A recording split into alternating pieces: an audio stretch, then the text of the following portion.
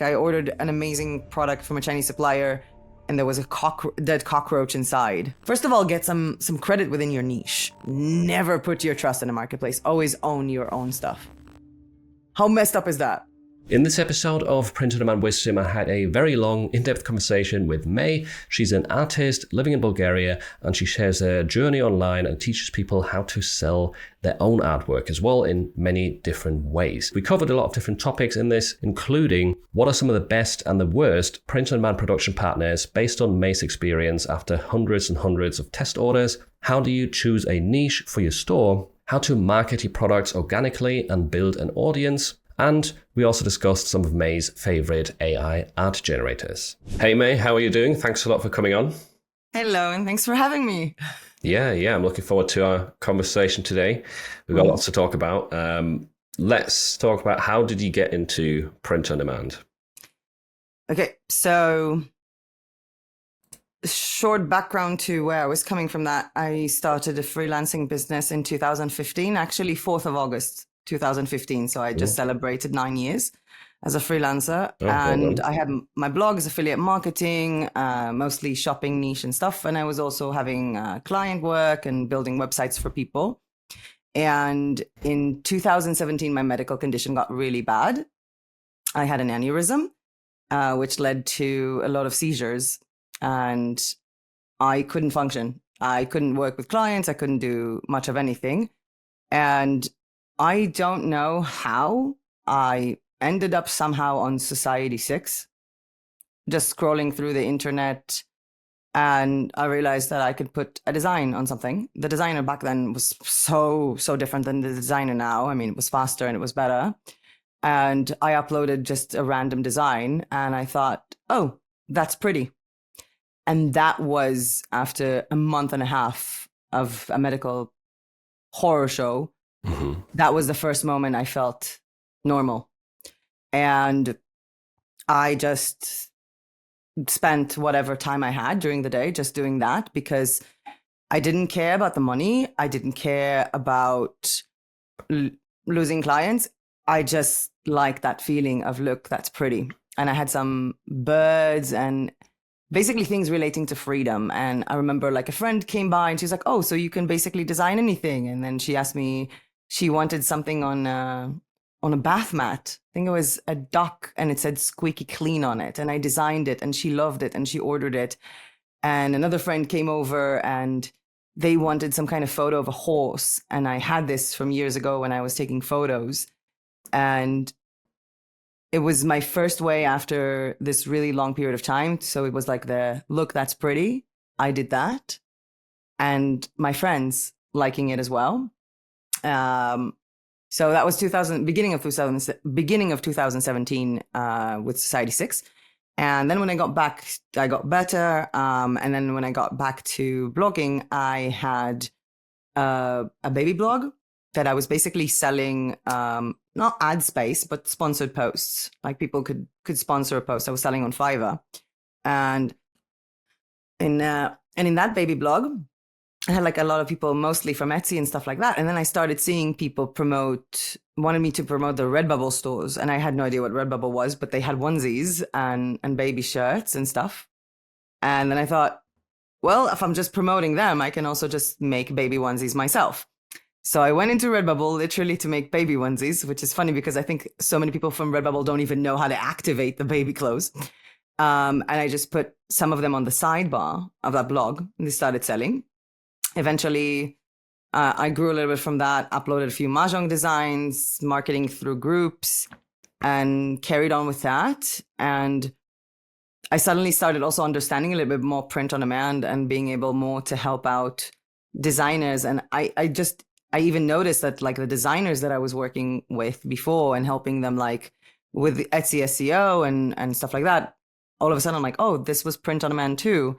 And that was, I think, with Printful back then. And yeah, that's how it started. Wow. That's a very interesting story. Definitely not what I told you it's going to be unexpected. Yeah, very wholesome though. So you had a very difficult situation medically and I'm guessing mentally as well. And this was kind of your form of escapism. It was something you enjoyed. it wasn't necessarily the, oh, let's make a lot of money sort of thing that I think a lot of people get drawn into it that way. So I think It wasn't that I show, didn't need the money. Like the medical came also with money needs, but just the feeling, and I feel like a lot of people just forget that when it comes to print on demand, because I feel like so many people come to this, as you said, like from the other way around. Let's make money. How to make money? Print on demand. I thought print on demand was a way for me to take my creativity and put it out there for other people. I never thought of it thought about it as the other way around. Like you have creativity, you put it out there, and then you can make money. Not how to make money, become creative. Like I never saw it like from that way. So you already had design experience before you started, or before you found Society 6? A little bit, yeah. A little bit, yeah. I was, I think I was using Canva, and I had an old Wacom tablet, and I think I was using Paint or an equivalent, very old software from Apple. Basically, just taking free clip art and free graphics, and then like changing the photo, editing it, making patterns from different elements. I don't know, just playing around with it, and even like the basic things with like text on them or transforming photos. I had also photos that I was taking from travels abroad. So I think it was just a creative outlet at that moment. It could have been anything. I just happened to one day see Society 6. Yeah, stumble into it. Kind of similar with me. I stumbled upon like Redbubble and used that as a creative outlet, not really thinking it's going to make me money or much money. When was that? That was in 2018. Oh, wow. Yeah. Okay. That was the golden age of Redbubble. yeah, it is. It was. It was really good back then. I'm surprised to hear you said Society 6 was better. Because the designer of Society 6 was better then than it is now. That's, well, how? The uploader now.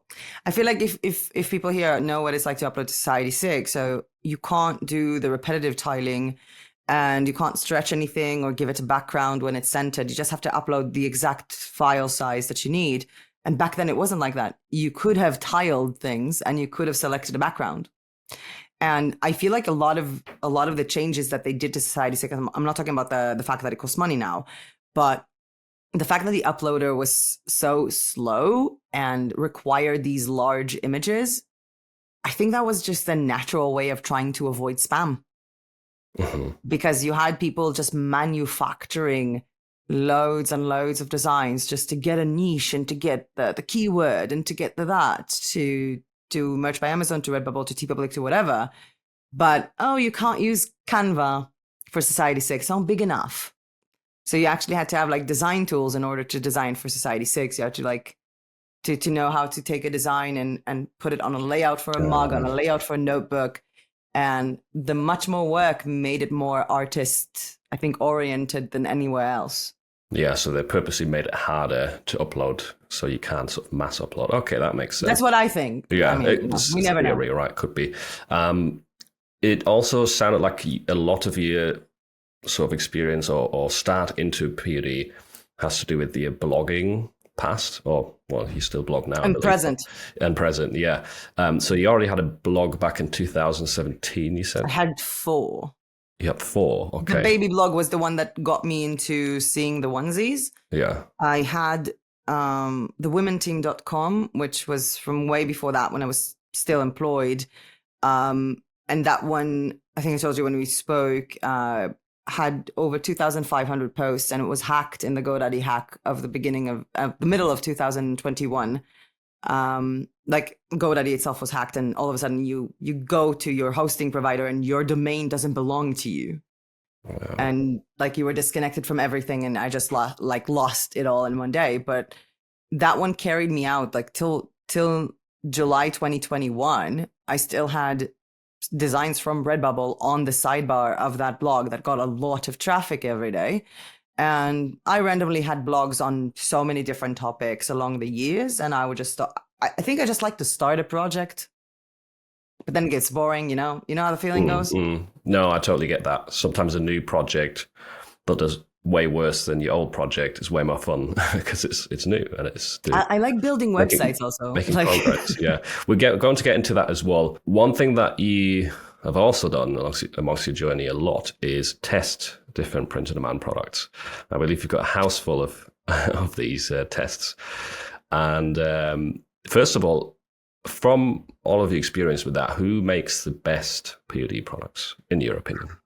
okay, so the best would require, I think, a category, because if you're talking about okay, for example, if you take a shirt, then there is the type of shirts that are available for each provider, and there is also the type of printing and the quality of printing. I can definitely tell you that from my years of ordering and experiencing this and experimenting this, Redbubble and TeePublic fell in their quality so much. It's horrendous now. Like, I can't even do that.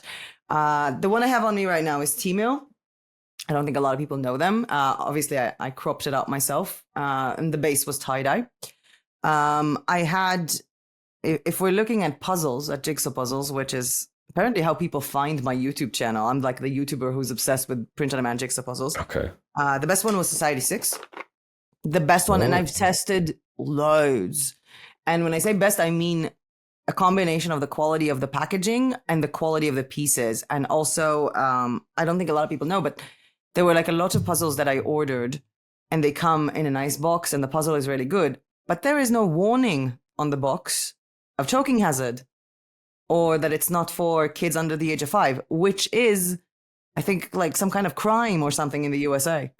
Like legal requirement. You literally cannot sell it. Yeah, you literally cannot sell it, and it's not like the puzzle is coming to you and you can box it again and then ship it. So this is the Society 6 200 pieces. It's a very difficult print, I guess, to create. It's a very difficult puzzle to make. Yeah. And the pieces are shaped like this. Oh, that's interesting. Yeah, they have very nice and different shapes to them. And the quality has just been amazing. I've done this puzzle like 4 times. The print looks crisp as well. I have puzzles here from more than 17 suppliers. This one topped them all. Okay, next category, notebooks. So just a notebook. Printful, definitely. They have the dotted notebook. So I don't know if you can see it in the camera. If you can see the dots, or it just looks like completely pale. But I don't remember what YouTuber was it. And she was like, it was a woman, and she was talking about the fact that they have like dots instead of lines, and who uses dots. And I'm like, everyone who bullet journals use dots. I like dots. And not just that, because dots were more rare, when I want to buy a dotted notebook, I'm already preparing myself to pay more money. Yeah. I'm also already preparing myself to buy it online instead of buying it in a store, because I know I'm not going to have the same variety. So the dots were brilliant. And the second best, I would say, when it comes to personalization and planners, would be Zazzle. So let's half of the bookcase here, I think, is Zazzle. I'm just going to find... And it's all your own designs, right? Yeah. So, for example, this is a bunch of different elements that I made on Procreate. And the thing is, it says here, OUT Mey's planner. Yeah. And when you upload to Zazzle, I basically wrote OUT Mey's planner and made this editable. I didn't write OUT Mey's. I wrote, I think, Melinda. Yeah. So every person that comes into your store can change it to their name and then order it. And the planner from the inside, I think this one is an old one, so it will be full, but it had like weekly pages, it had monthly pages, and it comes undated, which is brilliant, because if someone wants to order a planner in May, they can just start it from the day they get it. It's 12 months undated. They also have other notebooks in different sizes and different fillings for inside the notebook. Like they have a recipe inside and blank and all. And if I'm not mistaken, Awkward Styles picked up the same provider, the same supplier, and are doing the exact same ones. The difference is Awkward Styles integrates with Etsy or Printful or WooCommerce, Shopify, versus Zazzle, which is a marketplace. Yeah. So that was a bit of a difference. This is TeePublic. Oh, that's a cool design as well. I ordered a small laptop case for my iPad. Hmm. So that's that. I do have here the Printful tumbler, Yeah, nice. the one with the straw. Is that an which is AI pretty design? cool. Yeah, that's Lexica. Lexica, cool. The smaller tumbler. I have a thing for Oh. cows. I don't know if you noticed. Couldn't tell. Yeah, and the bigger tumbler. Where's this from? Printful, all of them. Printful, all of them. Okay. Also, all of them, like, these are Lexica as well, but I made them with Lexica and then I redid them on Procreate. So you use them So, as like, reference. Yeah. Okay. I think, oh wow, it makes a lot of noise. I think it's like, that would be the best, like, for me. And, because I told you I have loads, I put them next to me, making things fall. I just got an order of fabrics from Spoonflower. I didn't even open them yet. And I'm getting more serious with unboxing together. Yeah, no, I'm not unboxing. Hey, Oh. do you want to unbox? Okay, you know what? I'm gonna sacrifice my channel for yours. You teased us now. I'm gonna do it this time. Okay, what do I have here? I don't remember the name of the fabric though. It's a very bad unboxing. I don't remember the name or the. Oh, you can do a proper one on your channel. I'll leave a link to it. Okay. The pattern. This is my design as well, and I have the other one. And this is from where again? Spoonflower. Spoonflower. The marketplace. Never heard of it. Ice cream. Cool. Yeah, they also have like home decor fabric goods, but they're expensive. Like they're the most expensive in the industry. If you think Society 6 is expensive, you have not seen Spoonflower prices. Mhm. Printful joggers, and I have a thing for a mismatch or half and half. So this was for Halloween here. Ah, cool idea. I like that. Yep. I do not remember the name of the supplier of these leggings. It's some kind of Chinese supplier somewhere. And they're the best leggings I've ever worn. And I literally do not remember what supplier it was to order more. No. But this is also, everything is with Procreate. Uh-huh. Like this is a seamless illustration. Nice. Printful towel. I actually chose this one. I've had it for more than 2.5 years. And it has been to Greece. It has been to chlorine-filled pools. It has been to pools with sulfur. It has seen the sun. It was washed a gazillion times. And this is how the print looks after 2.5 years. It still looks like new, yeah. I like the color scheme as well on that. That's cool. Yeah, and the quality is amazing. And I have, I think, 2 more. 2, yeah. You can't, wow. Custom shaped pillow. Yeah, Printful just launched them like, I think, a week and a half ago. That looks amazing. Anybody got one? And I actually have one since the middle of June. They sent it to me for my birthday. And cool. it was like unboxing my birthday gift from Printful on a video. And this wasn't even on yet. Wow. So now it's on, but unfortunately it's only on for the US fulfillment center and only on to shipping to the US. I think like also one of the reasons why I have a lot of Printful is because I live in Bulgaria and getting things manufactured in Latvia is so much better. No customs, no nothing. It just arrives here. And usually whenever I order from Printful from Latvia, things arrive here in 7 or 8 days, not even business days, from the minute of ordering. Wow, that is including manufacturing. Yeah. Latvia is super quick. And last but not least, do you want to guess? Do you want to guess the product?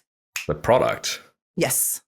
I know it's a cow design, probably. No. You have a t-shirt there. I'm looking forward. I'm waiting for a t-shirt still. I hope it's a t-shirt. I'm wearing a t-shirt. Okay, well, I guess. Is that not enough? It is, yeah. I'm going to ask a follow-up question. Oh, shoes? I would have never guessed that. Wait. I've seen shoes on Zazzle. Oh. On purpose, different colors, and the color of the two-sided thing again. The color of the tongue match the other shoe. Very funky. Printful. Are these from Printful as well? Yes. Yes. Okay. And they're actually quite nice, Cool. like to wear. It sounds like you've tested every single Print on Demand product. They are very worn, if you can see by the sole. I don't know if I tested everyone because Zazzle has 1,500 Print on Demand products. Okay. Like I don't have like a corkscrew opener or stuff, but I even have, I think, where was it? It was somewhere on the table because I got like an acrylic keychain that I got from one. I order from viewers of my channel sometimes. So this is from one of the viewers. It's an acrylic keychain. That's Zazzle, for example. Pretty cool. But yeah, I have a lot. A lot, yeah, I can tell. Apparently, that's just what you had lying around in your living room. Not to mention, this and everything here in the background and prints, and I think you can see a little bit of that on the wall. Yeah, I can see that. Dowel, I think it's called. Dowel? When it has the bottom of it is like a wooden snap on a canvas. I think it's called a dowel. So that one is Awkward Styles, and the colors of it were insane. It was like looking at my tablet. It was that good. Wow. So when why don't you show people the tapestry behind you? Because I think that's quite cool. You've made that yourself, and it's absolutely humongous. I'm gonna try and see how far I can move my laptop. That's fine. That's so cool. Yeah. This one is Teespring. Teespring, okay. One of the only Teespring items that I ordered that managed to arrive to Bulgaria.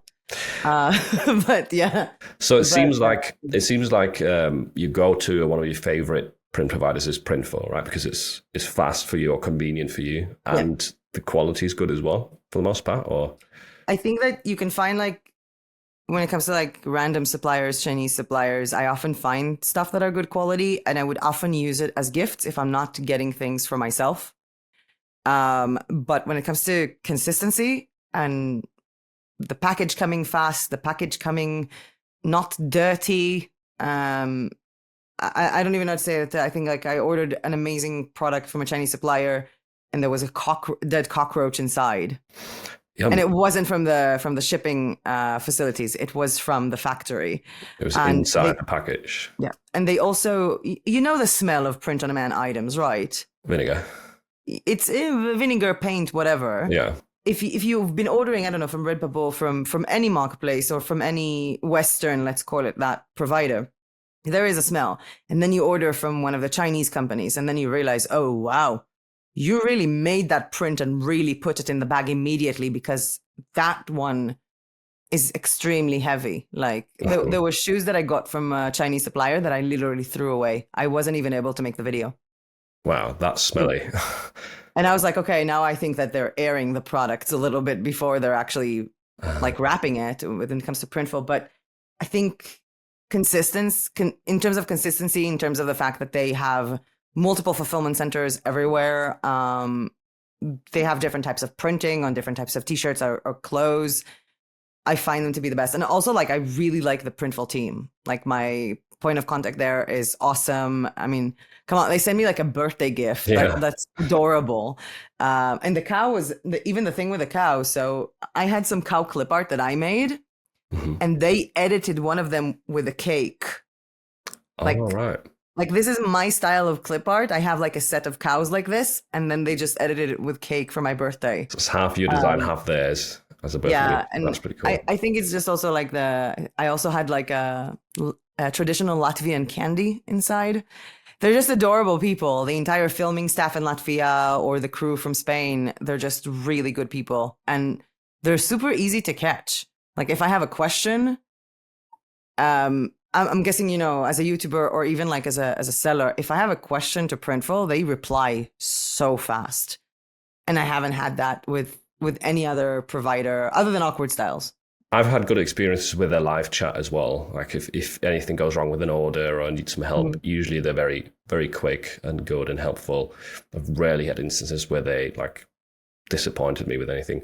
I've never needed to contact them in terms of a product or an order gone wrong, ever.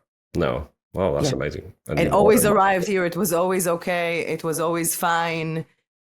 I never needed to contact them in terms of a problem. I have had with like everyone else, every other supplier ever. I've had issues, not like bad. Things can happen and a print can go a little bit off, but never with Printful. When it comes out, because I know a lot of people listening will probably focus on t-shirts a lot. When it comes to t-shirts, have you tested like different models? What's sort of your favorite one? Bella Canvas 6,400. Bella Canvas 6,400. Okay. Yeah, because if you look at all of them, if you look at the Gildens, if you look at the 3001, they're all very long and they fit more a man's body and they're a unisex. But the 6,400 Bella Canvas is a little bit shorter. I think it's like roughly this shorter than the rest at the bottom. It fits more of a woman's body. Nice. And I feel like I had a lot of women viewers like really interested in seeing how all of these hoodies and all of these sweatshirts and pants and all these fit on a woman, because I think the majority of everyone who's testing them online is a man. But the 6,400 Bella Canvas, definitely the 6,400 Bella Canvas. And there's enough colors in the Latvia Fulfillment Center and so many colors. That would be my favorite one. I actually remember like when I just started Redbubble, I think it was for 4 years, I didn't have a t-shirt activated. My first store had the baby onesies, and that was pretty much it. And then I opened the store that I had up until a few months ago, I think until a year ago. And that one, I didn't have t-shirts up until I went to YouTube and designed t-shirts, because I just looked at the price even 4 years ago and I was like, this is expensive. Who's gonna pay for this? And I feel like also like I've seen a lot of people who do like shop reviews or critiques and stuff. And people are like, who's going to buy a shower curtain for 60 euros? And I'm like, who's going to buy a t-shirt that you cannot measure, that you cannot see if it itches or if it's annoying or if it fits you for that amount of money, for $25? A shower curtain, what's going to be the problem with it? The measurements are written there. The chances of it being a problem are very slim, and people will spend a lot of money on a shower curtain because it fits the design of the bathroom. So coming to it from a product design more than a fashion design, I never saw the appeal in t-shirts. Now I'm having fun with them, I'm wearing them, but I never saw the appeal in that. I just think like the products that people don't have to test on them are the products that go best. And I've sold so many shower curtains on Redbubble and Society6 and pretty much everywhere. Because is that one of your top selling items, shower curtains? Or It was. I had a Redbubble store that I closed a few years ago, and then I reopened it just because I wanted to try to see if I'm going to get premium, or I don't even know how they call their tiers. Like I got the high tier from opening a store. Like it was ridiculous. It doesn't make much sense, does it? I know. It makes no sense. I literally had viewers that have two stores, one of them with sales, one without, and the one without sales got a higher tier. Yeah. Well, they're taking the money from the tiered ones, from the ones that they're making sales. Yeah. There's a pattern there, isn't there? I've heard loads of those stories as well. But back to the products. One more question that I'm curious about is there one that you had a bad experience with? Printify. Okay. So tell me about that. A lot. I'm going to try and summarize it, but let's start with a product that isn't arriving. And then when I ask them and I tell them that the product didn't arrive, they email me back, well, we don't work with that manufacturer anymore. Oh, wow. And I'm like, well, no one told me for a month and a half. And then 3 months after I actually got the t-shirt, that was a t-shirt. I ordered 2 jewelry, like pendants, necklaces, and I don't remember what was the third product. And then they didn't arrive, and I wasn't even tracking it. I suddenly, like, I go into my Printify dashboard. It's been 4 or 5 months, and it still says in production. Wow. So I contacted them. Now, it immediately split my order into 3 support tickets. 1 for each item. Now, it's not 1 for each item type, because there was I think it was like a notebook and 2 necklaces. So everything I had to do with 3 different support tickets. They all told me that I cannot dispute an item further than 14 days after receiving it. And then I said, it still says in production. Oh, that's a mistake. We already shipped it half a year ago or something like that. And I'm like, and then they changed it in the system. Okay. You already shipped back then. And they were saying that basically, and then they were saying that I already received it. And then the thing is that one of the people who replied to one of the necklaces said I already received it, and the other one was saying that the manufacturer never sent it. So which one is it? And then they told me that there is a problem with the address, and I can tell you very, very clearly that when you type in your address in a platform of some sorts, there are the platforms that are going to sort of fill in the details or select from somewhere. And if you just put in the address and then it gets sent to the manufacturer, and the manufacturer has a different system, especially if it's to a non-English speaking country, then that's when you can get the mix-ups. And I've even had people like them saying, oh, it's very difficult to ship to Bulgaria. So don't offer shipping to Bulgaria. If you cannot ship a product to Bulgaria, don't. And I've had a lot of people asking me about this because I live in a mountain town. This town is so small and everybody knows everybody that if there will be a zip code and a name on the package, it will arrive to me. If it somehow lands in Bulgaria with a zip code, it will arrive to this town. All the messenger services from every company know me and they will bring it here. So it was never like a postal issue. There was another time that I was complaining about, I got a notebook. I started filming a video reviewing the notebook. And I then noticed that they sent me a notebook with lines instead of blanks. So I was like, okay, this is a great opportunity to test out their customer service. And then I opened their customer service page. And when you wanted to submit a ticket, the screen started like flickering or flashing. There was a bug. Mm-hmm. And I had a seizure. Okay. And then when I got off from the seizure, I emailed them about this with the details. And I'm not blaming anyone. It's a bug. They said, we think we fixed it. Can you check again? To that I replied, no, I am not going to test if this is going to give me a seizure again today. Oh, that's terrible. Eventually, they sent me the notebook again. This time, the inside was correct. The outside wasn't. Okay. And that's when I asked for them again. And these are just the tip of the iceberg. And then I've been asked this question, like why I don't recommend Printify for many years. Not why I tell people don't go with Printify, but why I've never like really made a video about them. I think I made maybe one or two very early on. So I made a video about that. And the first response was from Printify. And I spoke to one of their managers. He was incredibly amazing. He looked into everything. He apologized, which I didn't see coming.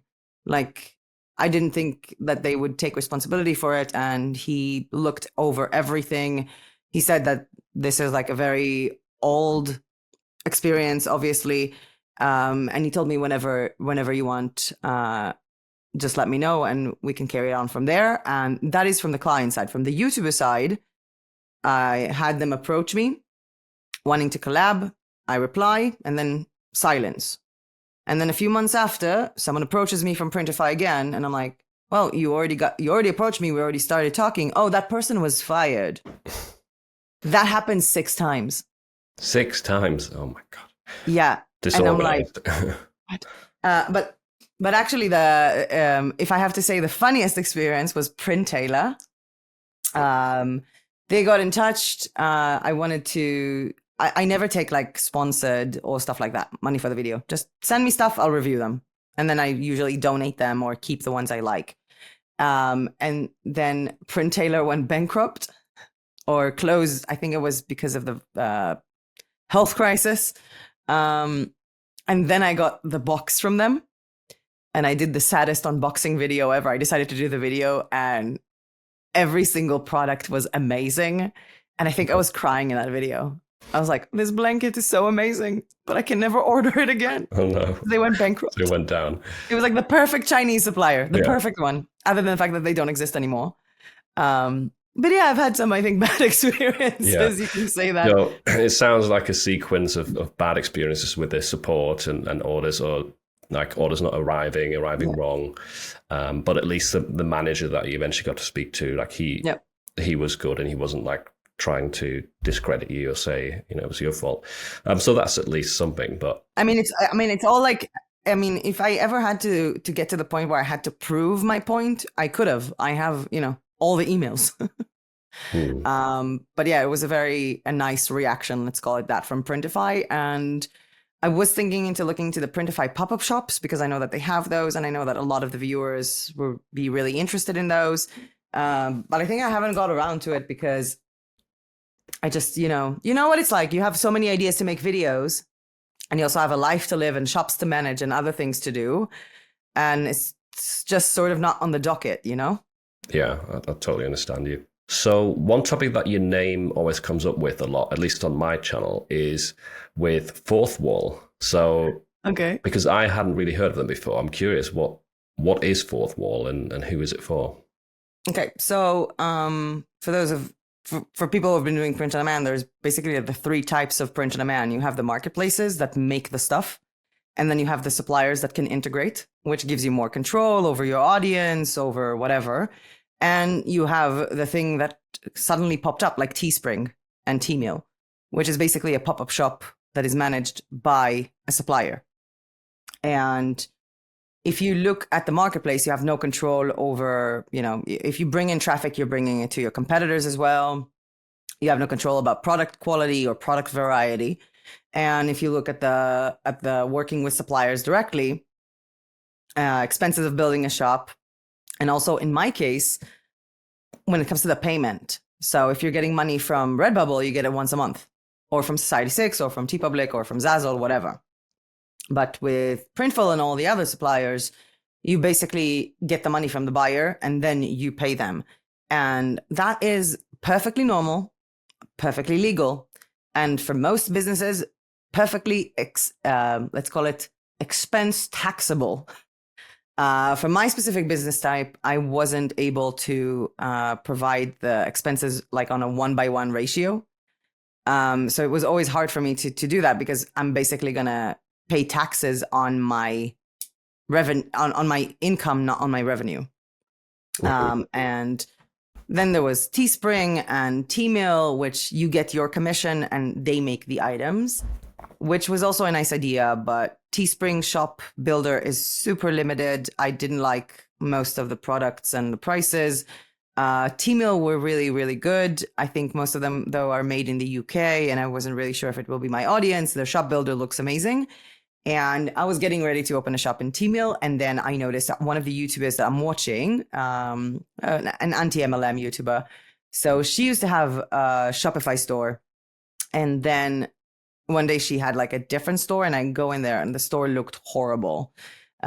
She's not a designer, and I looked at it, and it said Fourthwall, and I'm like, okay, I'm gonna check what it is. I thought it's like, I didn't really understand what it was, and then I go in.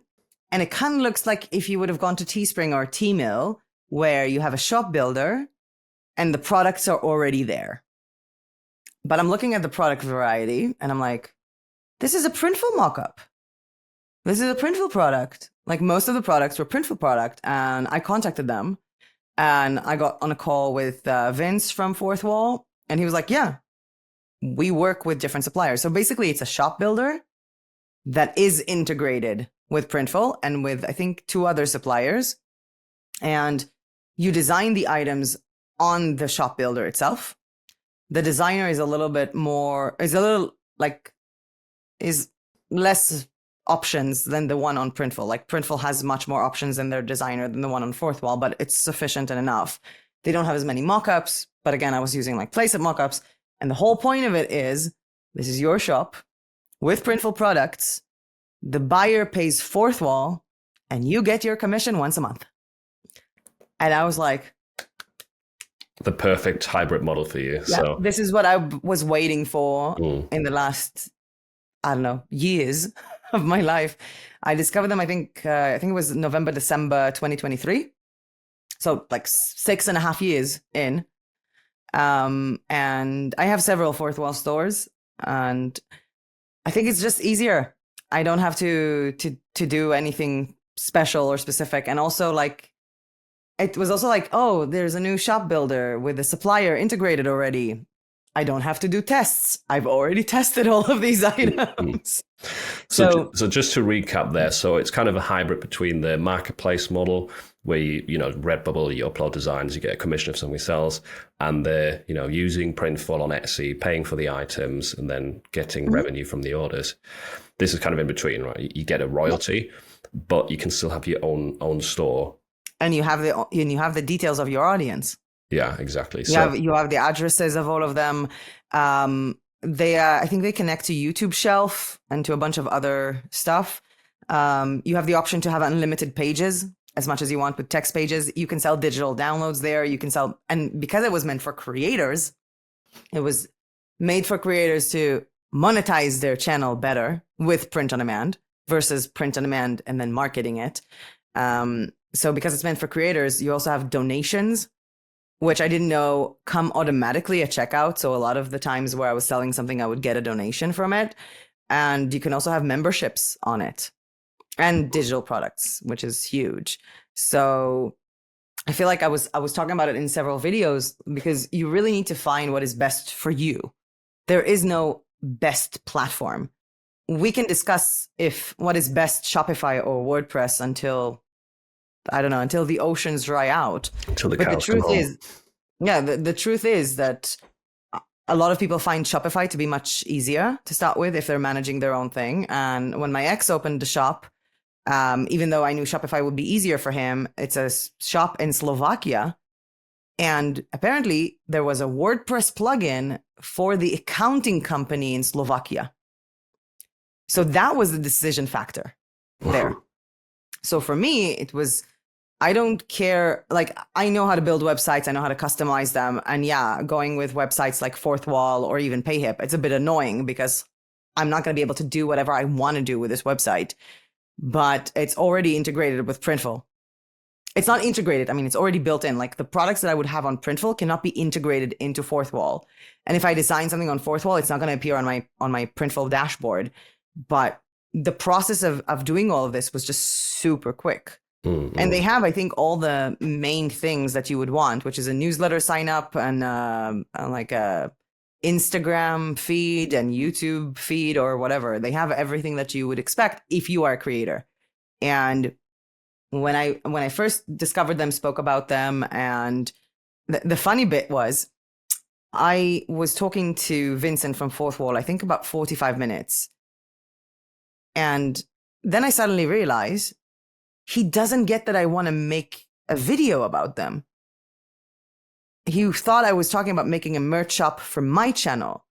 And I'm like, you were talking to me for 45 minutes to help me make one shop. And he was like, yeah. He didn't even realize I wanted to make a video about them because that's what they do. Mm. They literally help creators. But it comes to where do you... It's like the chicken and the egg. If you're talking about print on demand and audience, the chicken and the egg. Some people start print on demand and then they go find an audience, and some people have an audience and they think, hey, how can I make more money with my audience? Print on demand is one of the options. Yeah, so Fourthwall is kind of for the person that already has an audience, right? You can build your audience after, but it's not going to be the same as just upload. Yeah.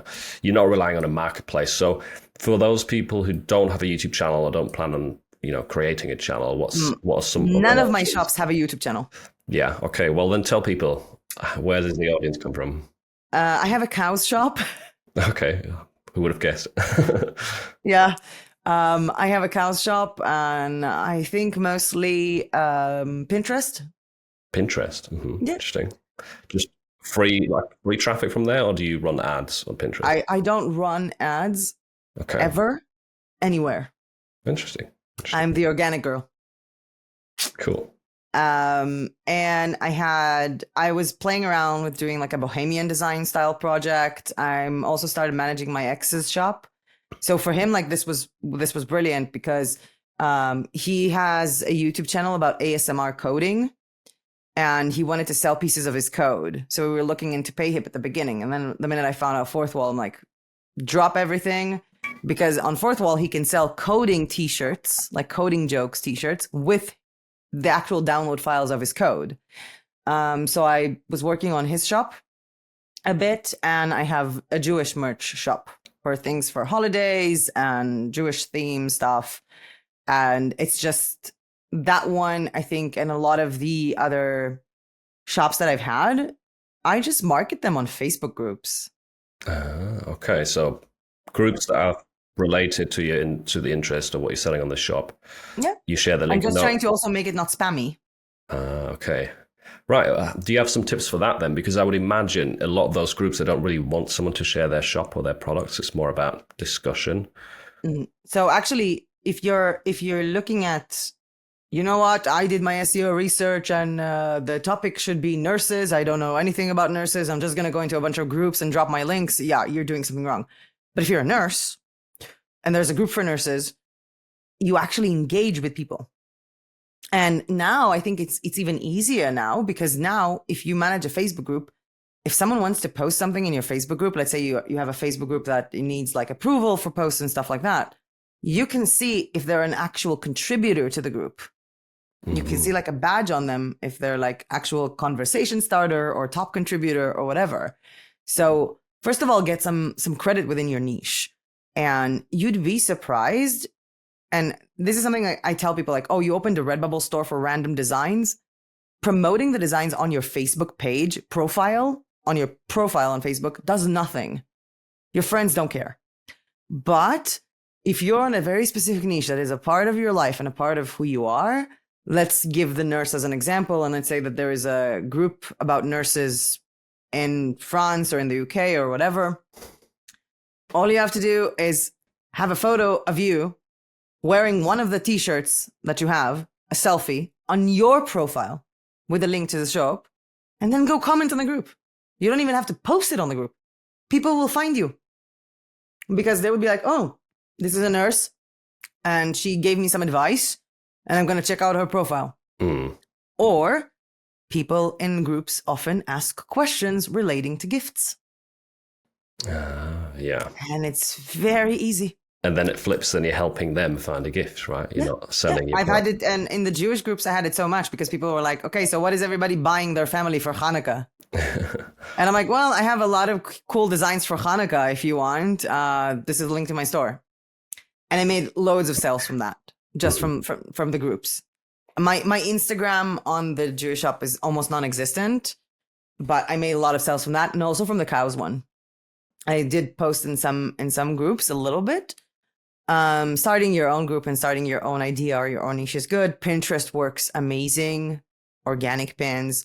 And I feel like also people don't understand, even if I'm talking about Instagram or I'm talking about Pinterest, engage in the topic. I was telling people, you start a Pinterest account on a niche. Okay, think about, what are going to be my boards? What are going to be the subsections? But make sure to pin 60 to 70% of the pins from Pinterest, not from you. Because if you're an actual person, or if you're an actual, someone using the platform as it should, then you're getting ideas from multiple places. And Pinterest likes the repin. Just pins people that you're not competing with. And in every niche, you can find someone you're not competing with. Even if you go to coloring pages, and I do printable coloring pages or something like that, I can just pin pencils. And stuff, and a coloring book, or people who did the book in a certain way. And even in the coloring niche, I think that this is like a really good example, because I've seen people like, oh, with coloring pages AI and coloring books, the actual artists are fine because they have a community that looks for their book. And when it comes to coloring, that's the easiest one with groups. And all you have to do, you have a printable, good. Print it out, color it, take a photo of it, upload it. In majority of coloring books, the coloring book groups, there is a rule, like they share how I colored this page. And there is a rule that you have to have the name of the book and the author when you post a photo. Perfect rule. I know. And a lot of cases, I feel like, especially with printables or with something very nichey, you don't have to sell your stuff. Just give out a freebie that sends people to your shop. That's it. Want to sell cow merch from cow groups and you don't want to spam? Awesome. Make a product for $0 that is a freebie, that is 3 printable coloring pages of cows. And then write, hey, cow lovers, here are free coloring pages. Ta-da. Wait, but then the entire group buys it for free and then? No, if they want it for free, they have to go to your store. Okay, so the idea And is if they they see like the other cows, products. Yeah. Okay. and that works for niches. Yeah. So give out freebies so people come back for your paid stuff. That's been my strategy with so many things that I've done. Freebies. So many times. Freebies, groups, Pinterest, Reddit. Reddit is amazing. Okay. I think a lot of people don't even know what it is. I never had TikTok. I don't do Facebook pages anymore. I used to. I don't do like a Facebook page anymore. Just for my profile or from groups. And also, I don't join groups with the name of my brand. I just join as a person and be actually active. And the key to that is, again, doing something from a niche you actually care about and you actually know something about. And I feel like for me, this has always been the right way of doing things or the way that I did things. And when I started the channel, I've had people like saying, what is a good keyword that is trending now? And I didn't even understand the question. I mean, if I want to sell this right here, the keyword would be cow tumbler, cow drinking wine art painting, cow lover mug, cow lover gift. I didn't understand the question. What is a good keyword for what item? Like, what are you trying to sell? And I didn't understand the people who are coming with the whole point of, oh, I have to make this work. Why? There are so many ways of making money online that are not print on demand, that are not printables, that are not Redbubble, that are not Etsy, that are not affiliate marketing. There are so many ways to make a living online. Why do you have to make this specific thing work? Why don't you think about what fits you as a person with the skills that you have, with the skills that you want to learn, with everything, and just do that? I was always very flustered or at a loss for words when people were asking these questions. And I never got it. I never got the design by keywords. I never got it. I feel like I'm a weird in that niche. And I have done like I seen like things that are trending, and I can definitely tell you, like, if I'm looking at Spoonflower now, because I am starting to work on my shop there, I definitely am looking at what kind of fabric patterns, like for example, with frogs, with cats, with dogs, Halloween, liquid art. So on Spoonflower, you can see up to 10,000 results. So if something has like 20,000 results, it will say 10,000. So I'm definitely looking into that while writing like different ones that have like less than them. And out of those who have less, I'm not going to design those. Out of those, I'm going to choose the ones I actually like that I can put in a blog. And then, like, I do the keyword research to match the things I want to design already to see if it's a good platform for that, rather than just go into a platform and see what keyword is trending this week. Because I don't think you can have a sustainable audience with that unless what you're doing is selling stickers, is selling t-shirts, and just sort of having an account for that, or doing targeted ads, which again, I don't ads. So. Okay, so completely different approach to how most people look or start with print on demand, but it fits you, and I love that aspect of it. That you said that you have to find what works for you and what you're interested in. And it's also not just print on demand. Yeah, and that is not just print on demand. Maybe you've tried it for a year and you've not got anywhere, and you don't like it. I meant the niche is not going to be just for print on demand. So Yeah. let's pick, for example, tarot cards. Okay. Mm-hmm. So if I'm going to do a blog about tarot cards, there's going to be information about how to read tarot cards or the meaning of the cards. And then there will be links or a shop for print on demand items with the cards. But there's also going to be an affiliate link for Amazon for a book or for the actual tarot cards. And also printables that people can buy with coloring pages. So it's kind of like trying to find a project or a niche where you can make money with a blog or with a YouTube channel as well, running ads, having affiliate links, print on demand, and printables. That is like the golden combination for me in terms of making money. Yeah, so think of more ways to make money than just print on demand. That's what you're trying to say. Start with the audience and the niche, not with the product. Yeah.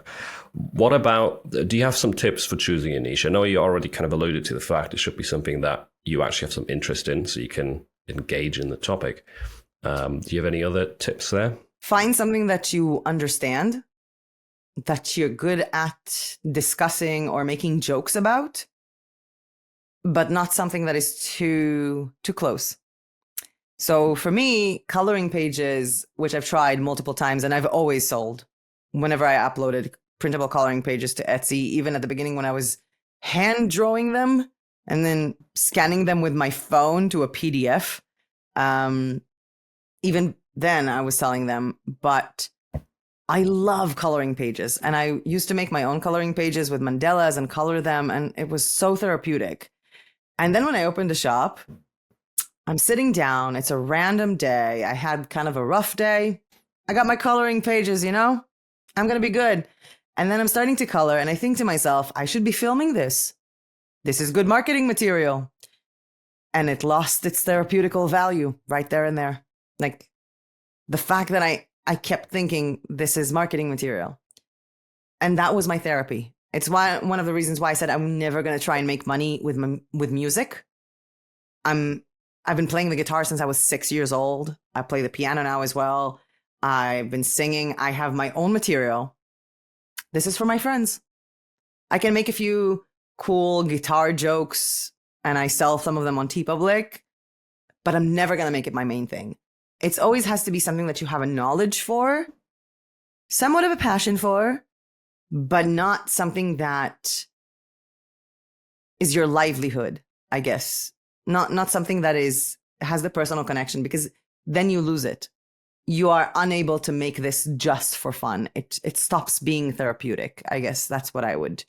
And also try to see how that thing combines within your life, combines within circles that you know. And most of the times, it should be something that you don't have the immediate circles for. Because if you are passionate about coloring pages, let's not say, this is your therapy. But if you are passionate about this and you don't have friends who are, you are already on groups online.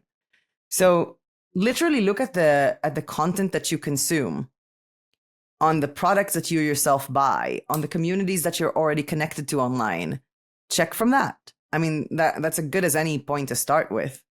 And I feel like so many people, again, even with things like dietary needs or restrictions or different diets, I know so many people who started, with keto or a vegan lifestyle, and they made a whole thing from that, whether it's like printables and ebooks and books and merch, like Print on Demand merch and affiliate links.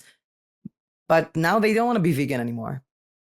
But they kind of have to because it's their entire persona.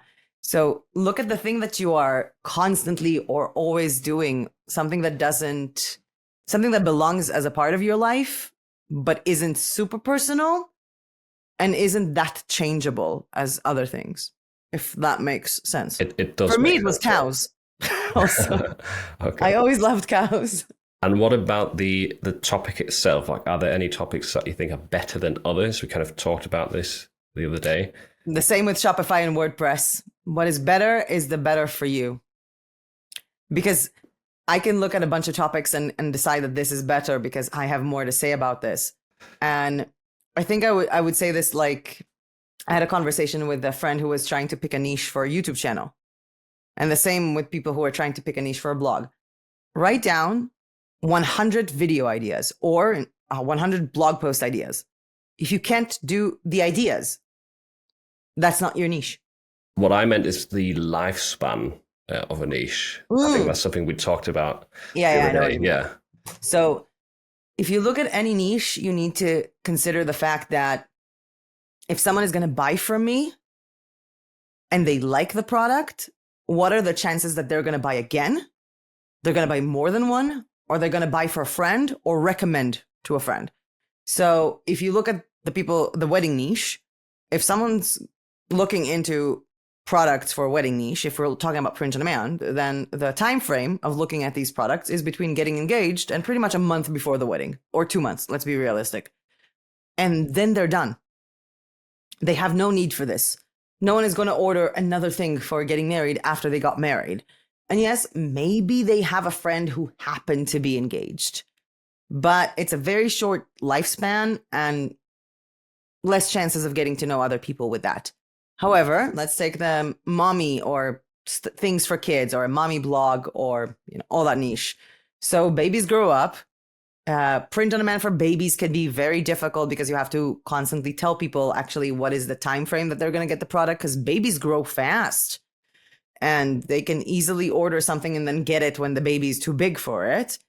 And the lifespan of a baby mummy niche is usually 1, 2, 3 years. And in some cases of a client, it would be more than that because they would have another child. And yes, they would have friends who have kids, because people who have kids tend to have friends who have kids, and they would meet a mommy at school or at kindergarten. And that's a nice niche. But I think, what was it when we talked about before? A cat, a person with a cat. Yeah, he has a cat for the next 10 years. The cat's not going to grow. The cat's not going to change. The cat is just going to eat up and scratch up things, and he's going to need new stuff. And I think it was when the beginning of I'm trying to avoid the word because I know that YouTube doesn't like that word, but the beginning of the health crisis. Evil C word, yeah, the beginning of the health crisis. Did you see what happened to people searching on Google cat beds, cat costumes, cat bandana? People were so bored at home. So what they did, they just bought stuff for the cats and the dogs. And people who have cats and dogs often treat them like a baby. So they will buy stuff for them all the time. And there are plenty of pet products now. Plenty. Whether it's pet bowls with the name of the cat, as if the cat knows how to read. And you have the pet bandanas and the pet beds. And it's also like a lot of things that you can affiliate. A lot of things that you can affiliate with that. And printables for that or whatever. But if you're looking at a niche that is, for example, a hobby, that's much more long lasting, I guess, than this. So if I look at someone who likes mahjong, and I made a lot of money on Redbubble out of all things with mahjong designs years ago. But if you look at mahjong, someone who likes it, they're not going to find so many items with it. They're going to test your shop, see if it's good. And if it's good, they have your entire shop as a collection to choose from, because again, they don't have as many products out there with their passion. Most likely, they will upload it somewhere, they will tag you, or have someone who's also interested in it asking them where it's from. And that's what you want. And it happened to me with both the cow and the Jewish shop on Fourthwall. I've had someone order one of my cow hoodies. So it had like a cow clip art in the middle, and it's white. And then it was an all over print hoodie, and the sleeves and the hat. Oh, wow. I forgot words now. Talking about forgetting words in different languages. The hoodie and the pocket were like a cow pattern. So someone ordered it. And then I see that a month and a half after, that person ordered it again. Interesting. To the same address in the same size. And I'm like, I kind of looked at it and I was like, is it for a sister? For a friend? I mean, they spilled some ketchup on it or something. Honestly, I never thought about that. But I've also seen, and this is something that I've seen with my Jewish merch store, and I think it was before Passover, that someone ordered something way before the holidays. I think it was Passover's, like Passover socks.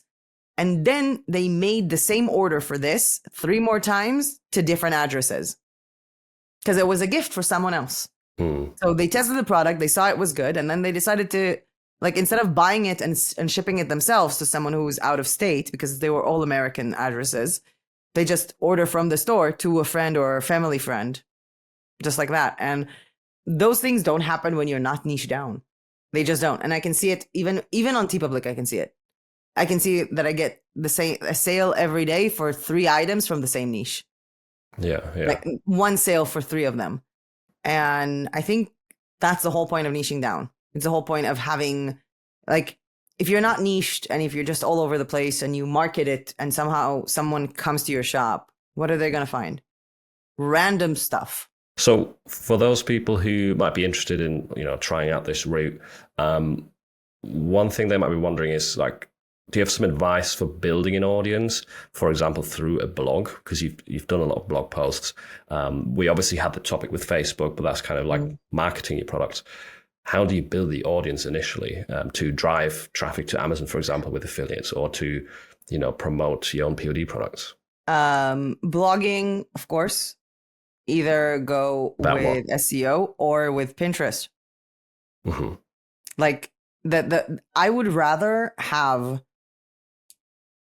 Pinterest pins to go to a blog post to go to a product than Pinterest pins to a product. I think what I was trying to say is that the people who've never blogged, how do you have some tips for building an audience with a blog, or what should they blog about if they found a niche like nurses? I think like building an audience with a blog would be kind of a weird, I think, like phrase, because you build an audience with a newsletter list and you build an audience with an Instagram. You don't really build your audience with a blog. You get traffic to your blog. Yeah. Because you don't necessarily have to have the same audience come over. Depending on how much you're connected with a niche, if you've never blogged before, you can blog as an individual and you can also make it like a magazine style. So let's say your niche is being a nurse, yeah? So you can have a blog that talks about your experiences as a nurse, what you studied, things that happened to you, la la la, and market it and get traffic from it through YouTube, Pinterest, Instagram, TikTok, whatever. Or you can have some kind of Nurse Digest magazine. And in that case, you're not a person writing a blog. You're basically an online magazine, like a news for a specific niche. And I do know a lot of people who are doing it with AI text. I think that AI text could be amazing. Go to ChatGPT, please write me a blog post about that, and then rewrite it in your own words. Make it yours. Yeah, so you wouldn't recommend just relying on ChatGPT to write blogs? No. But you can also ask ChatGPT, if I have a blog about this niche, give me 25 post ideas. And this is after you do keyword research and a lot of other things. So the thing is, when we're talking about a blog, a lot of times I feel like people would think a blog is my online diary. I'm looking at blog as the technical feature of a page that calls out for posts. So a blog can definitely be like an online magazine. I had the womenteam.com was an online magazine for shopping and makeup. It had multiple categories, and I would just write about random Etsy stores that I found to be interesting, or I like their photos. So there is a lot about like, how are you approaching it, or where are you coming into it in terms of what kind of posts you're going to have. Is it going to be a personal thing? You can also have like kind of a general gifts blog, or a gifts blog for a holiday, or a gifts blog for a certain person. Like you can make an entire like website about what to get to your wife, like a cluelessman.com blog. And all you have is like what to get to your wife after 5 years of anniversary, what to get to your wife for Christmas, what can I get my wife if she hates this, and just have articles on it. Yeah, it's not like necessarily like I'm not blogging. I'm just writing an article. It's called a blog because that is literally the technical term. So whilst you're having that sip, I remember you saying you used like a unique AI generator for this. I've never heard of it before. Lexica. Can you tell us a little bit about that? Because I know a lot of the AI generators, but I've never heard of Lexica. So Lexica is one of my 2 favorite AI tools for graphics, and I usually don't use them as is. This was just like for the cow project for the shop, and actually this one is Lexica as well. Mm-hmm. The llama. And this lovely here. Another cow. Cool. Yeah, it's a cow world. So basically you create it's not a free tool. They used to have a free version, now not so much, and I think it's like, I don't know, like $90 a year. I'm not sure. I think roughly around that price, and you can generate in 10 or 12 different ratios, and the results are going to be like, for the 1:1 ratio, you're going to get something that is 2048 pixels by 2048 pixels, and then the ranging designs from that. And this is actually without making it bigger. Oh, wow. At all. I just cleared the background from it. And the prompting is a little bit different. Well, it's a lot different. I actually watched one of your videos on prompts for ideogram. I think it was a frog with a blanket and a soft pastel color. And then I put it as is. And then I got horrendous results. Not horrendous, but like not even close to what you got, because I got basically some kind of porcelain frog sitting inside a real blanket. And then I had to like tell it to make it a sticker style or blank background. And it takes a little bit to get used to. But I think that every sort of AI model has their instinct to do something, and you just have to find the one that has the instinct of what you already want to do.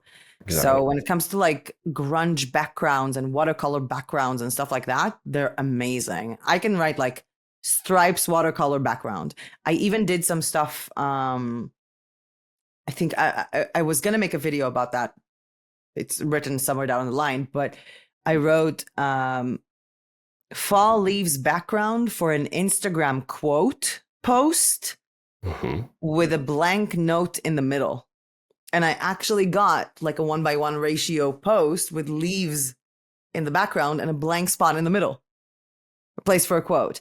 And I did like for Instagram stories and stuff. And with that, you can either use them as is, if you're using it for web, obviously, for Instagram, for a website and stuff like that. I did do a lot for the cows Instagram that I had. I just wrote because that's the thing. I feel like it's also connecting us to the whole niche part and how to promote a certain niche. So I wasn't just promoting the products. I did a woman wearing a wedding dress that is made from a cow pattern. And then I just uploaded that to Instagram. It takes the attention of people who like cows. A living room decorated with a cow rug and a cow tapestry on the wall and stuff like that. That's brilliant. And that's how I would use it. And I usually use it either for some products, either as is. Sometimes it's just for me. Sometimes I use them as inspiration for Procreate, or I would cut off the background and combine it with a different pattern or create a pattern from different clip arts that I made from it. There are so many different ways to use it. And it's that. And the second one that I'm using is Night Cafe. And I was actually not using them that much. I feel like, comparing to the rest of the AI models out there, they were not that good. But you get like 5 free credits a day. And to create a design, it's like 1 credit. And then you can upscale a design up to 8,000 pixels. And that's 3 credits. So every day you can do 1. Basically, every few days you can do like 3. And they have a sketch to image feature. Like you can literally draw a sketch or even take like boring clip art from Canva and run it as a sketch, and they will create a painting from it, which is incredible. Especially if I'm looking at like a doodle that I made on my notebook of an owl, and all of a sudden like, so Lexica, AI, and Night Cafe are my favorite ones, and I use them quite a lot. Sometimes just for fun, for inspiration, for Instagram, for social media, backgrounds for Pinterest pins. I feel like people don't really look at that enough, and also even for blog posts. Because, for example, let's say you're selling merch for vegans, t-shirt for vegans. You have a book about being vegan, a recipe book for vegans, and you want to write an article about anything vegan. Don't go to Pixabay and look for photos. Just ask this Lexica to create it for you, like a plate with an apple and 2 bananas and stuff like that. So I feel like that covers a lot of this. And I think the $90 a year is like 1,000 generations a month, like 250 because everything is 4. Okay. But I do like the fact that they have like different ratios, so you can actually create like, let's say I want like a watercolor. I wouldn't say a watercolor painting of a cow in a field, because then it will show me a photo of a painting. Yeah. So I would do like cow in the field, comma, watercolor style or watercolor. And you can actually create it already like for a mug, like a wrap for a mug. And it's the exact same size. You don't have to do anything to it. It fits. You don't have to upscale it. You don't have to do anything with it. That's great. $90 a year. That sounds really competitive if you compare it to the likes of Midjourney, ChatGPT, etc., even Ideogram. Like they have, Night Cafe has plans, but the minute you sign up, you get an email every day to claim your 5 free credits, and then every few days or weeks, I will just do some designs. I will just usually now I'm doing the sketch to art feature.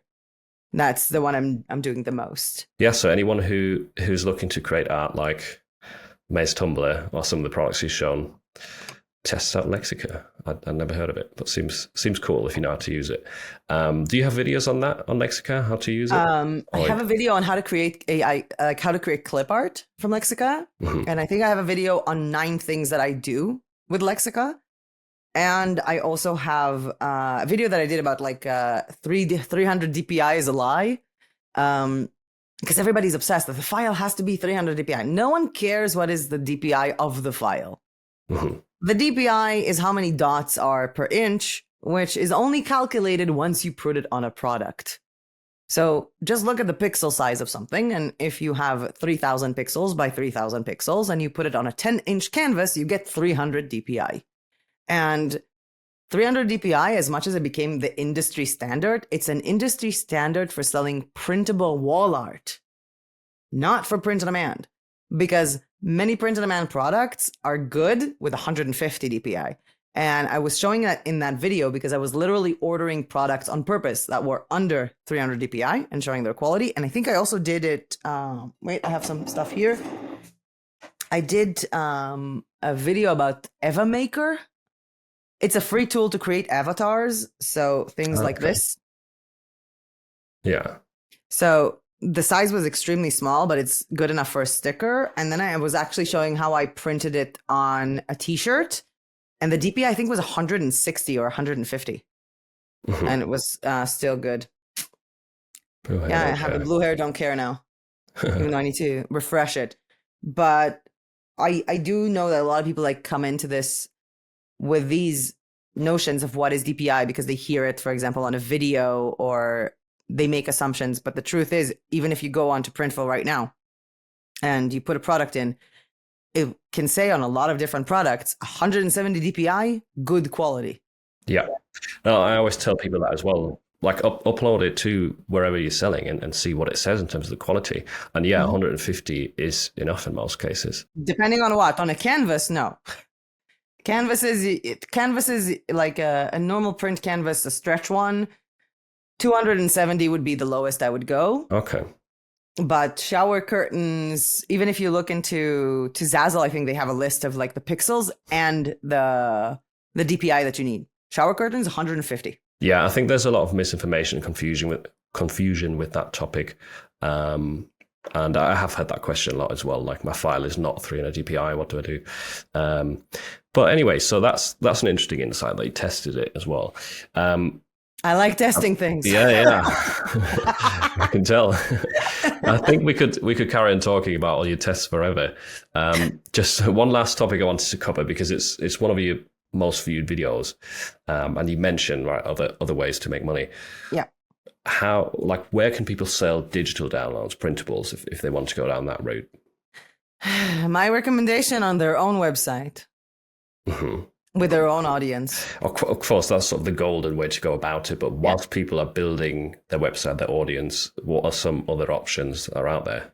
Depends on the type of file, because digital downloads, I think, like, people always thinks it's like interchangeable with printables, which is not, because printable is one of the type of things that you can sell with digital downloads. Okay. So for people who don't know, like, printable is anything that is meant for someone to print at home. Or print in a print shop. But digital downloads can be music files. Digital downloads can be graphic files. So I, for example, sell my graphic files on my PayHip store. But I have an audience, and it's a store on its own. Digital files can also be stock photography. In that case, if what you want to sell is stock photography, then you have stock photography websites like Shutterstock, Pond5. If you are selling videos, like footage, then you have like also Pond5 and Storyblocks and all that. People who do music, go sell them on Envato Marketplace, go sell them on Artlist. If you do Procreate brushes, which are huge. So I sell my own Procreate brushes. I also buy them or get them from Creative Fabrica. I buy them from individual artists. You can also sell them on marketplaces like Etsy or Envato Elements as well. And I think it just depends on the type of the product, but I would always recommend people to own their own audience. And the thing is that if you're talking about, okay, I'm doing printable wall art, so I'm going to create like a gazillion listings. Okay, go with Etsy, fine. But a lot of people who make good money with printables have like 3 printables. 3. Mhm. They just market them better because they wouldn't have a page of a planner. They would have a 50-page printable workbook for something. And in that case, I would definitely recommend to do it on your own and market it on your own. But I think that Etsy is still a good place to sell printables, even though, again, Etsy fees and Etsy everything. And I feel like when it comes to selling digital files on Etsy versus everything else, you have to, let's call it less break your brains when it comes to their commissions about shipping and labels and all these stuff, because it doesn't apply to digital files. What if you have a lot of graphics? You know, if you created a lot of designs for POD, whether it's T-shirts, stickers, etc., or patterns, like sell them. Yeah. Is there any other, or what's your go-to for that? I mean, Etsy, of course, and the go-to would be to have your own audience. I think it depends on like what you want to do in terms. Okay, let's say you created a lot of graphics and they're all in the same niche. Then I would say go with Fourthwall, because you will be able to sell the clip art if someone wants the clip art, or the T-shirt if someone wants a T-shirt. Yeah. But if everything you want to do is just sell these graphics on your own, you can start with putting some stuff. Like I would actually start by building a website for myself. And then I would be on marketplaces and stuff like that with links to social media. And the end goal is to use the marketplace as if it was marketing me or my store. The end goal is to get the audience to you always, because at the end of the day, you don't own your Etsy store. We don't own our YouTube channels. How messed up is that? Yeah. Like everything can just go away in one day because you did something wrong and you knew it. You knew that it was wrong and you got caught, or you did something wrong without knowing it was wrong, or there was a bug. Yeah. And you're just completely helpless. And it happened to, I have a friend who's an author, an actual book author, and she just released a translation of one of her books. Mm-hmm. So she launched her book. I think it was, honestly, I don't know how to say it in Hebrew, but she launched it in Hebrew first. And then she now uploaded it to Amazon KDP in English. And then she got an alert that there is a copyright infringement because the cover of her book is almost identical to a cover of a different book.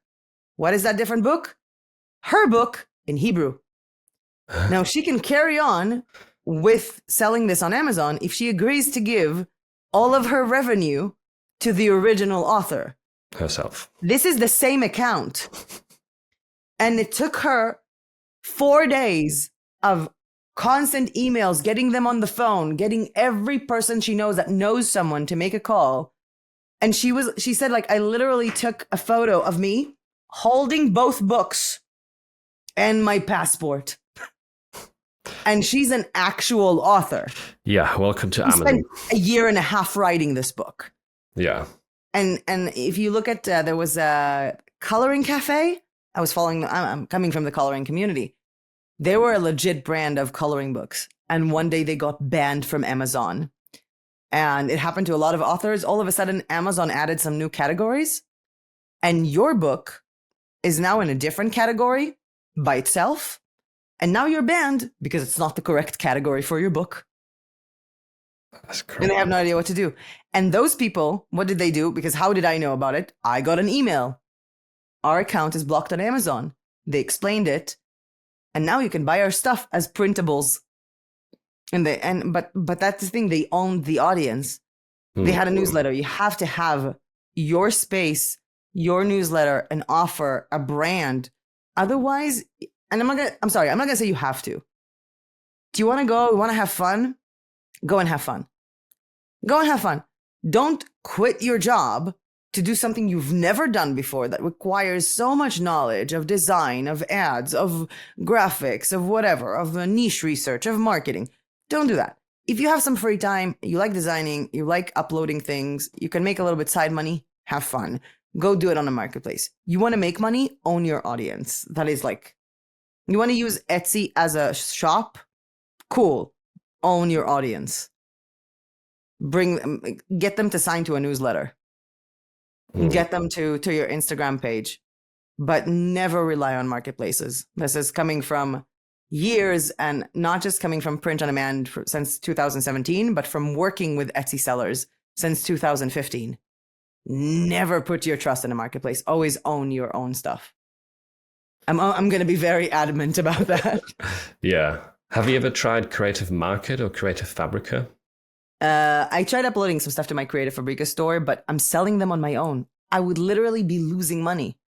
Like, it makes no sense for me to put them on Creative Fabrica, especially when now the revenue you get is so much. It's very small. So much smaller Yeah. because it's like, it used to be $30 a month. Remember, I don't know if you remember, like 3 years ago, it was $30 a month. The price to pay for Creative Fabrica. Yeah, Creative Fabrica, the All Access membership was $29.99. And the YouTubers could have given you this with the first month for $1 and then $19.99 for the renewable. Now it's $43 a year. And people split that. Why would I upload? Sometimes I would upload some stuff to Creative Fabrica because I know I have viewers who are on Creative Fabrica already and they could use this graphics. I would use it as half a freebie. It would be negligible. And if by any chance you want to upload things to Creative Fabrica, great. Become a Creative Fabrica affiliate. And when you market your designs from Instagram or Pinterest, put your affiliate link. Because you would be making more from the affiliate link than you would from the actual graphics that you sell. Yeah. That marketplace is huge. It's nuts. They do their own thing. Like they are competing with their own designers. There are things designed by the Creative Fabrica team. Getting your designs up there is nearly impossible. I wouldn't go with that. Good tip about the affiliate marketing. Creative Market is kind of like a better option, I would say, because you have control over the pricing for anyone who wants to try, marketplace. That's another good option, I would say. Also, Pattern Bank. Etsy. Pattern Bank. Okay, I've not heard of that. Pattern Bank is for patterns, and it's more for commercial purposes. And some of the times you can create a pattern, and the prices there would be for like a pattern, like $250. Oh wow! But that would be an exclusive pattern. Okay. Yeah. This is where designers of brands go to buy patterns of actual brands, not a small print-on-demand shop at home. And there are loads of those. I would also say, like, you can put stuff again on Envato Elements. And another place that I haven't done it myself, but I know like some friends who did that. They wanted to sell their own graphics. So what they would do is let's say like you make like a collection of like, I don't know, 10 dogs, okay? 10 dog clip art. And they're 5,000 by 5,000 pixels each. You create a page of all of them that is 2,000 by 2,000, which is very small, and you upload it for free to Pixabay. A lot of people use Pixabay as their marketing. Oh, okay. Because you can have a link to your profile from Pixabay to your website. And they get a lot of traffic. Yes, because someone liked this dog clip art and now they want it bigger. Or someone liked this style and now they want it with different thing. Or even to do the freebie of one. So you did like 10, put one of them on Pixabay. And then on your website, there is all 10 of them with a commercial license, for example. So this is like literally a marketplace for free.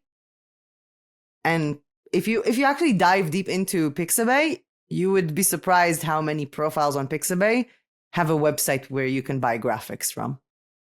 Or even buy like an illustration service. I think I saw it like with some kind of like figure illustrations, like comic people. And then if you go to the website, they offer this service to you. Do you want me to cartoon you in different positions, holding different things? So I feel like a lot of people just go with a template instead of just thinking for themselves and exploring for themselves. Right, that was a lot of new and interesting information to me as well, because I don't know much about blogging, and you shared some really interesting strategies, techniques, and philosophies there. And you've got lots more on your channel as well, haven't you? Like tutorials about pretty much everything we talked about. The links will be in the description to Mey's channels. Where's kind of the best place for people to connect with you if they want to learn more or if they've got questions? If they want to learn more, it's probably the YouTube channel. There's a bunch of tutorials about pretty much everything. I do have my own website, which is my PayHip store, which is maytribe.com, which funny enough is a name that was given to me by Creative Fabrica almost 3.5 years ago. And on maytribe.com, there's a contact page, which gets to my email. That will be like the easiest one if anybody has like questions. even though, it's better to post them, I guess, as a comment, because I don't get to my emails as much as I get to my comments. And on Instagram, if anybody wants to see what it's like to live in Bulgaria. Okay, awesome. Yeah, if you want to get a bit of an insight into Mey's private life, then go on Instagram. Cool. I'll have all the links. There are a lot of videos of funny people singing. Okay. We do a lot of singing. And cows. A lot of videos of cows. Sounds cool. Right. Thanks a lot for sharing your knowledge and for your time as well. Again, thank you for having me. Yeah, you're welcome. It was a great conversation, the longest podcast so far.